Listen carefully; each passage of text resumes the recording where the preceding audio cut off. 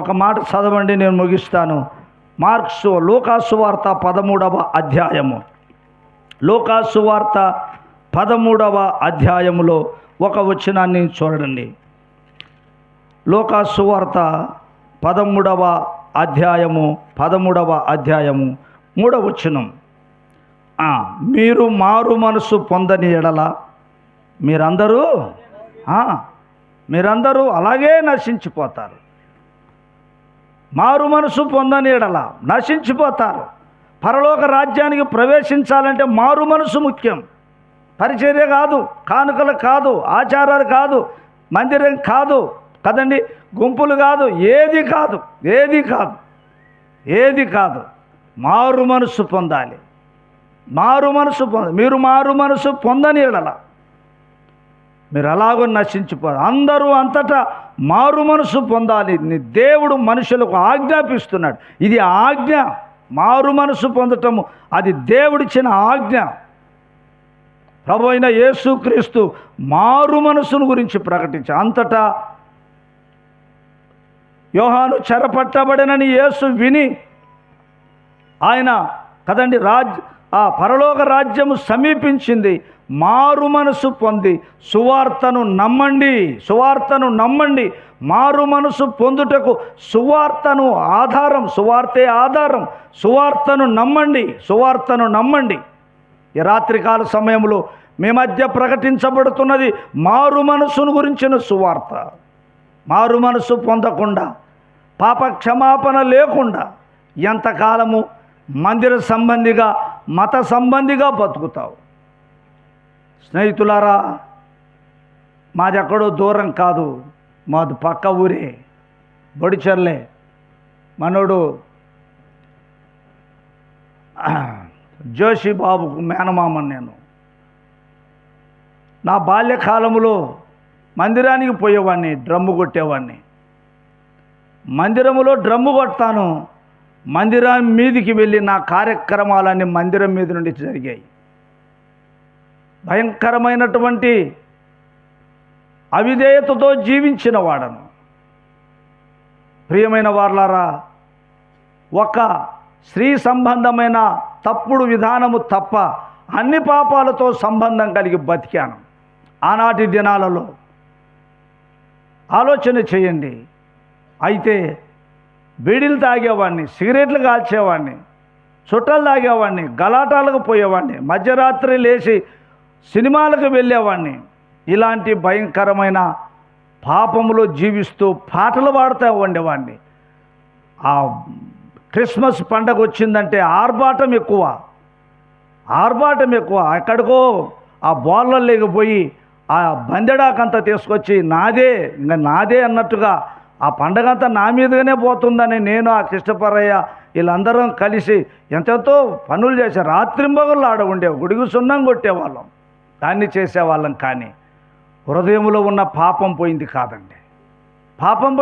Drum కొట్టేవాడిని, అన్నీ చేసేవాడిని. కానీ ప్రియమైన వారలారా, ఒకానొక నాడు గుండంచెల రంగారెడ్డి అని ఒక దైవ సేవకుడు, రంగారెడ్డి ఆయన వచ్చి సువార్త ప్రకటిస్తుంటే ఎడమ కాలు ఆయనకు కూర్చున్న మంచం మీద పెట్టి సిగరెట్ కాల్చుకుంటూ, మాకెందుకయ్యా యేసు ప్రభు, మేము పుట్టు క్రైస్తవులం, మాకు చర్చి ఉంది, నా పేరే బాలేసు, మాకెందుకు, మీరు బొమ్మలకు మొక్కేవాళ్ళు, మీకు అవసరం యేసు ప్రభు అని చెప్పి ధిక్కరించిన దౌర్భాగ్యుణ్ణి.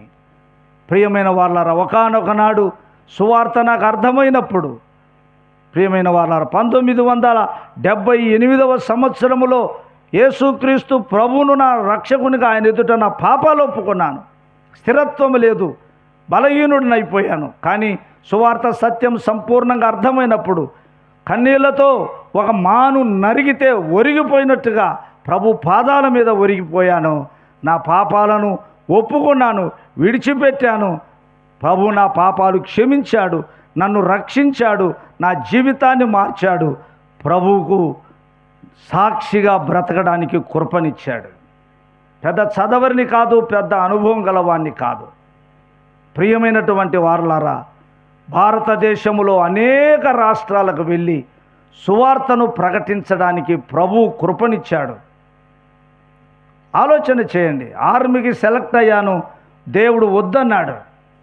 నా నిమిత్తము నీ నిమిత్తము నువ్వు గొప్ప వాటిని వెతుకుతున్న వెతక వద్దు అన్నాడు దేవుడు.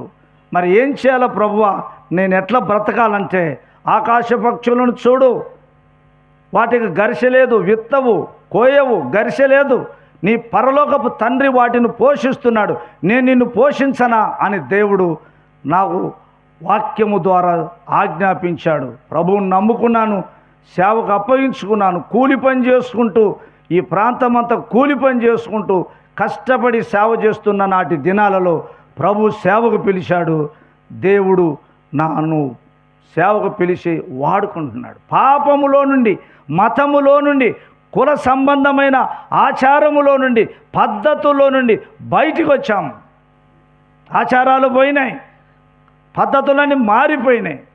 ఎన్నో ఒడిదుడుకులు, ఎన్నో ఇబ్బందులు, ఎన్నో కష్టాలు, ఎన్నో నష్టాలు, ఎన్నో రకాలైన మాటలు, ఎన్నో రకాలైన తిరుగుబాట్లు, అవమానాలు, హేళన, ఎగతాళి, తృణీకారాలు అన్నీ సొంత ప్రజల ద్వారా ఎదుర్కొన్నా కానీ నా ప్రభువు ఆయన మహిమ కొరకు నిలబడటానికి కృపనిచ్చినాడు.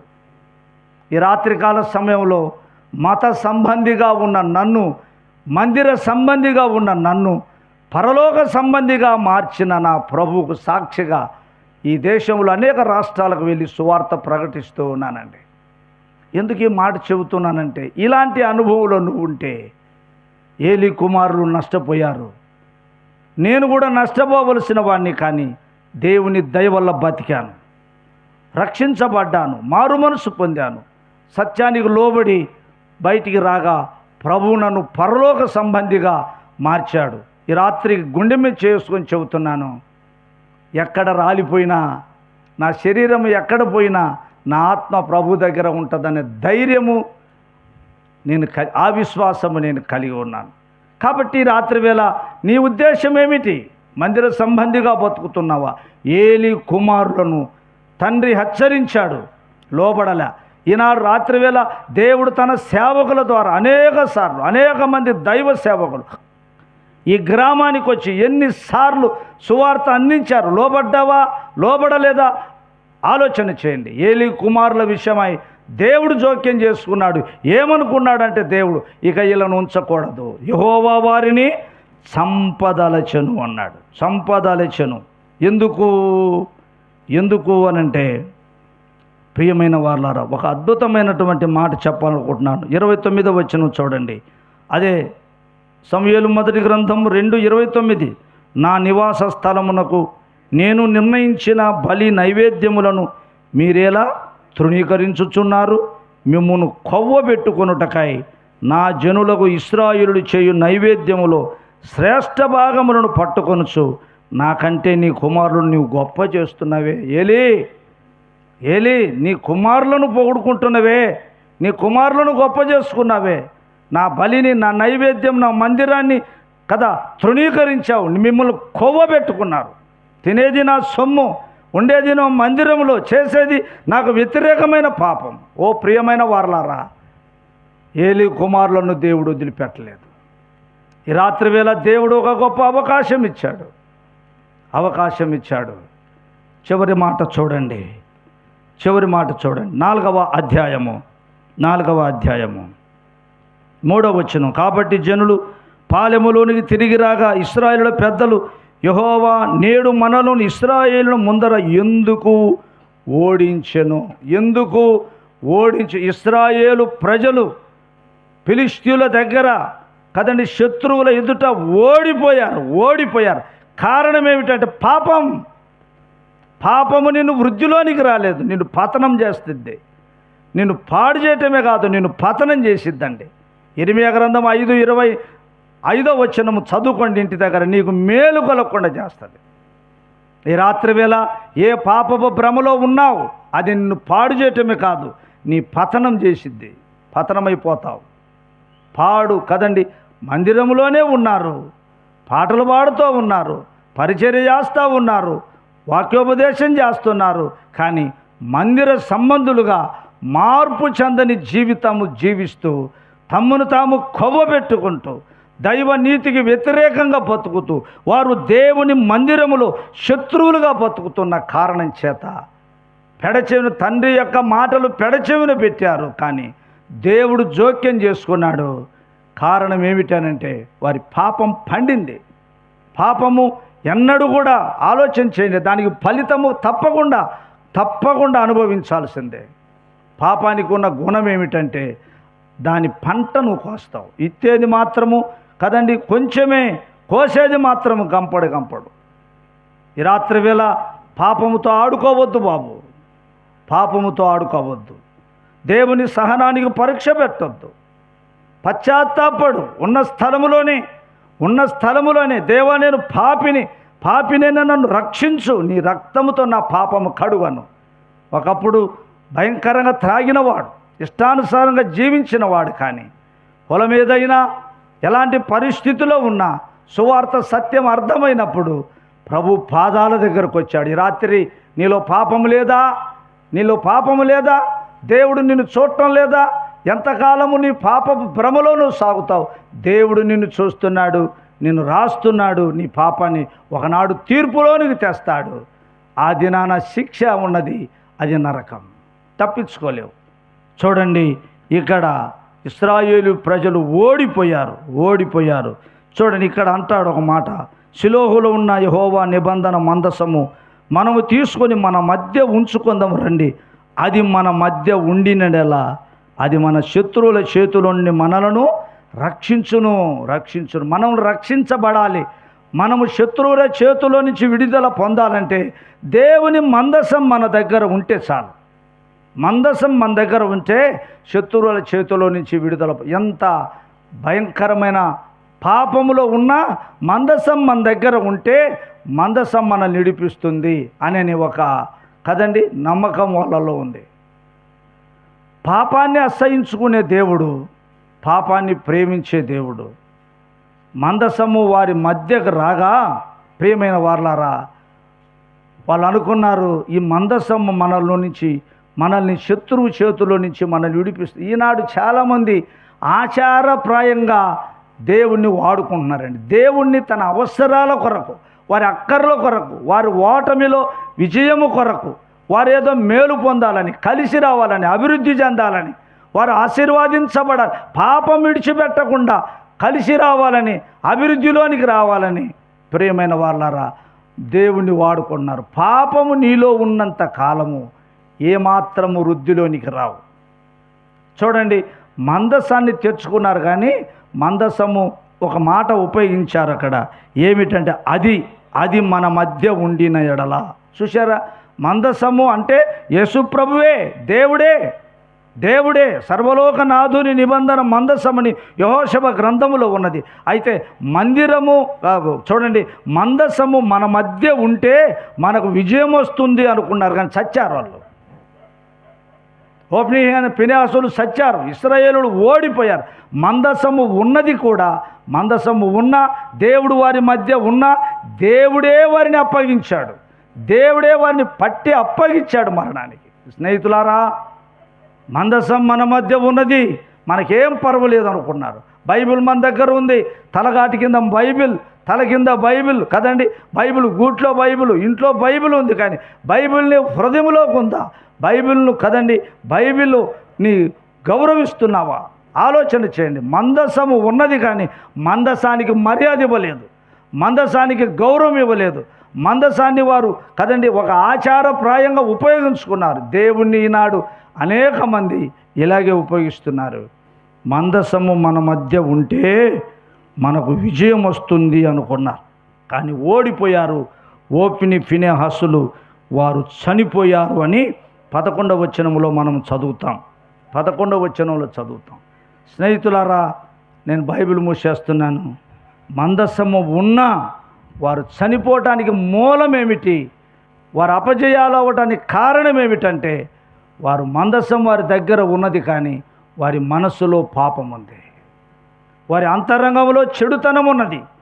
దేవుడికి కనపడుతున్న చెడుతనము విడిచిపెట్టలేదు. మందసాన్ని వదిలిపెట్టలేదు, పాపాన్ని వదిలిపెట్టలేదు, దేవుడిని వదిలిపెట్టలేదు, పరిచర్యను వదిలిపెట్టలేదు, పాపాన్ని వదిలిపెట్టలేదు, మందిరాన్ని వదిలిపెట్టలేదు, ఆచారప్రాయమైనటువంటి కదండి పరిచర్యను వదిలిపెట్టలేదు, పాపం వదిలిపెట్టలేదు. కనుకనే పాపానికి జీతం ఉన్నది, అది మరణం. అది మరణం. ఓప్ని ఫినెహాసులు మరణించారు. ఇశ్రాయేలు ప్రజలు ఓడిపోయారు, శత్రువులు విజయాన్ని పొందారు. ప్రియమైన వాళ్ళారా, 7వ వచనములో ఇశ్రాయేలీయులు భయపడలేదు, కానీ అది మందసాన్ని పట్టుకొని అది అన్నారు. కానీ ఫిలిష్తీయులు జడిసి మందసము ఇశ్రాయేలు ప్రజల మధ్యకు రాగానే వారు గగ్గోలు పెట్టారు, గోల చేశారు, ఆనందంతో కేరింతలు కొట్టారు. దేవుడు మన మధ్య, మందసం మన మధ్యకు వచ్చింది, మనకు జయం వస్తుందని కేరింతలు కొట్టారు. శత్రు శిబిరములో వాళ్ళల్లో ఒక అలజడి రేగింది. ఏమిటంటే వారు భయపడ్డారు. వీళ్ళు భయపడ్డారు. మందసం అంటే అన్యులు భయపడ్డారు, దేవుడు అంటే ఫిలిష్తీయులు భయపడ్డారు. ఇశ్రాయేలు ప్రజలు భయపడలేదండి. మందసానికి వారు పెట్టిన పేరు అది అన్నారు, కానీ వారన్నారు 7వ వచనంలో దేవుడు వారి మధ్యకు వచ్చాడు. దేవుడు అని ఫిలిష్తీయులు దేవుణ్ణి గౌరవిస్తున్నారు, దేవుణ్ణి ఘనపరుస్తున్నారు, భయపడ్డారు. కానీ దేవుని ప్రజలని చెప్పుకున్న ఇశ్రాయేలు ప్రజలు భయపడలేదండి. పాపము చేత ఓడిపోయారు, పాపము చేత భ్రమపరచబడ్డాడు. దేవుడు ఎన్నిసార్లు హెచ్చరించిన విధేయత చూపలేదు. పాపము చేత వారు పట్టబడ్డారు. ఓప్ని ఫినెహాసులు మందిరములో ఉన్నారు. ఓప్ని ఫినెహాసులు పరిచర్య చేస్తున్నారు. ఓప్ని ఫినెహాసులు దేవుని మందిరంలో శత్రువులుగా ఉన్నారు. ఓప్ని ఫినెహాసులు దేవుని మందిరములో పాపము చేస్తున్నారు, పరిచర్య కూడా చేస్తూ ఉన్నారు. హెచ్చరించబడిన వారు దిద్దుకున్న వాళ్ళు కాదు. ప్రియమైన వాళ్ళారా, దేవుడు అనుకున్నాడు వీళ్ళని ఇక ఉంచకూడదు అని. దేవుడు ఆ యొక్క సమస్య దేవుడు తీసుకున్నాడు. తమ్ముడు, బాబు, ఈ రాత్రి వేళ దేవునికి అవకాశము ఇవ్వద్దు. ఆ పరిస్థితులు రాకమునిపే నీ పాపాలు ఒప్పుకో, పశ్చాత్తాపడు. అవకాశం దేవుడిచ్చాడు. మీరు మారు మనసు పొందాలి. పరలోక రాజ్యంలోనికి వెళ్ళాలంటే మారు మనసు పొందాలి. మారు మనసు పొందకపోతే పరలోక రాజ్యములో ఏ వ్యక్తి ప్రవేశించడు. ఈ రాత్రి వేళ సువార్త నీకు అర్థమైతే, ఏలీ కుమారుల జీవితం నీకు అర్థమైతే, మరి నీ జీవితంలో మందిర సంబంధిగానే, కుల సంబంధిగానే, మత సంబంధిగానే కొనసాగుతూ ఉంటే, ప్రభువా నేను పాపిని, నా పాపాలు క్షమించాను, నీ పాపాల కొరకు పరలోకాన్ని విడిచి భూలోకానికి దిగివచ్చి మనందరి పాపశిక్ష తన మీద వేసుకొని లోక పాపమును తీసివేయట కొరకై, లోక పాపమును మోసుకొని పోవు దేవుని గొర్రెపిల్లగా శిలువ మ్రాను మీదికెక్కి తన ప్రశస్తమైన దేహము చేల్చబడి, అపరంజి వంటి తల మీద ముళ్ళ కిరీటం కొట్టబడి, చేతుల్లో మేకులు కొట్టబడి, పాదాల్లో చీలలు బిగించబడి, పక్కలో ఈటితో పొడబడి, దేహమంతా దున్నబడి, ఆ దేహములో దాచిన ఆ పరిశుద్ధ రక్తం నీ కొరకు ఒలికించాడు. ఆ రక్తాన్ని తొక్కిపోవద్దు, ఆ రక్తాన్ని దాటిపోవద్దు. ఆ రక్తాన్ని తొక్కి వెళ్ళిన వాడు శాపగ్రస్తుడు, ఆ రక్తాన్ని అంగీకరించిన వాడు నీతిమంతుడు. ఈ రాత్రివేళ పాపములో జీవించాము, కానీ ప్రభు అయిన యేసుక్రీస్తు రక్తం ఉన్నది. ఆ రక్తము చేత నీ పాపానికి శుద్ధి ఉన్నది. ఎంత ఘోర పాపినైనా ప్రభు క్షమిస్తాడు, ఎంత ఘోర పాపినైనా ప్రభు రక్షిస్తాడు. ఈ రాత్రి నీ పాపాన్ని ప్రభుకు అప్పగించు, ప్రభు ఇచ్చే క్షమాపణ తీసుకో.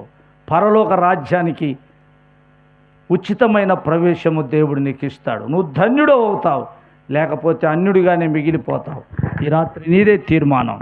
2 కుక్కలు తగాద ఆడుకుంటా ఒక నేలబాయిలో పడ్డాయంట. ఇంతకుముందు నేలబాయిలు ఉండే ఈ ఊర్లలో. ఆ నేలబాయిలో పడితే ఒక ఆయన చూశాడు, ఒరి కుక్కలు 2 పడ్డాయని చెప్పి దయదలిచి మిచ్చం తెచ్చి కిందికి దిగి ఆ కుక్కలలో ఒక కుక్కను ఇజ్జు అని పిలిస్తే ఒక కుక్క తోకాడించుకుంటా ఆ యజమాని చేతుల్లోకి వచ్చిందంట. దాని భుజం మీద వేసుకొని తీసుకొచ్చి ఒడ్డునేశాడు. 2వ కుక్క కోసం కూడా పోయి ఇజ్జు అని పిలిస్తే అది కయ్యని కరవడానికి నోరు తెరిచి మీదికి దూకుతుందంట. అమ్మా, నేను నిన్ను ప్రేమించి వచ్చాను, చచ్చిపోతావు, ఈ నీళ్ళల్లో మునిగిపోతావు, ప్రాణం పోద్ది, ప్రేమతో వచ్చాను నీకోసం, అక్కడి నుంచి ఇక్కడికి దిగి వచ్చాను, అదిగో ఆ కుక్కను ఒడ్డు చేర్చాను, నువ్వు కూడా నా చేతుల్లోకి వస్తే నిన్ను కూడా తీసుకుపోతాను. ఎంత బతిమలాడినా అది కరవడానికి వస్తుందంట, తిరగబడుతుంది, వ్యతిరేకిస్తుంది. కానీ చూసి చూసి చూసి ఆ మంచి వ్యక్తి పైకెక్కి వచ్చాడు. జరిగిన సంగతి ఏంటంటే తెల్లారికి అరిసి అరిసి అరిసి అరిసి అరిసి అది అలాగే చచ్చిపోయిందంట అండి. చచ్చిపోయింది. అవకాశాన్ని పోగొట్టుకొని బావిలో పడ్డందుకైతే 2 కుక్కలు చావాలి, 2 కుక్కలు చావాలి. కానీ యజమాని వెళ్ళి దాన్ని చేతులు చాపి, ఒకటి బయటకు వచ్చింది, ఒకటి రాక చచ్చింది, తిరగబడి చచ్చింది, వ్యతిరేకించి చచ్చింది. ప్రియమైన వారలారా, పాపములో చనిపోవాలంటే నేను కూడా నరకానికి పోవాల్సిందే. కానీ ఆయన చేతులు చాపిడితే ఆ చేతుల్లోకి వచ్చిన కుక్క నేనే. ఈ రాత్రి నీ వైపు కూడా చేతులు చాపుతున్నాడు. తిరగబడతావా, ఎగబడతావా, తోసేస్తావా, తృణీకరిస్తావా, నాకంతా తెలుసని లెక్క లేకుండా మాట్లాడి తృణీకరిస్తే ఆ కుక్కకు పట్టిన గతే. ప్రేమగల దేవుడు ఈ రాత్రి నీ వైపు చేతులు చాపుతున్నాడు. ఆయన చేతుల్లోకి వస్తావా, రక్షణ నీ సొంతం అవుతుంది. పరలోకపు తండ్రి నీ తండ్రి అవుతాడు. పరలోక రాజ్యానికి నువ్వు పౌరుడు అవుతావు.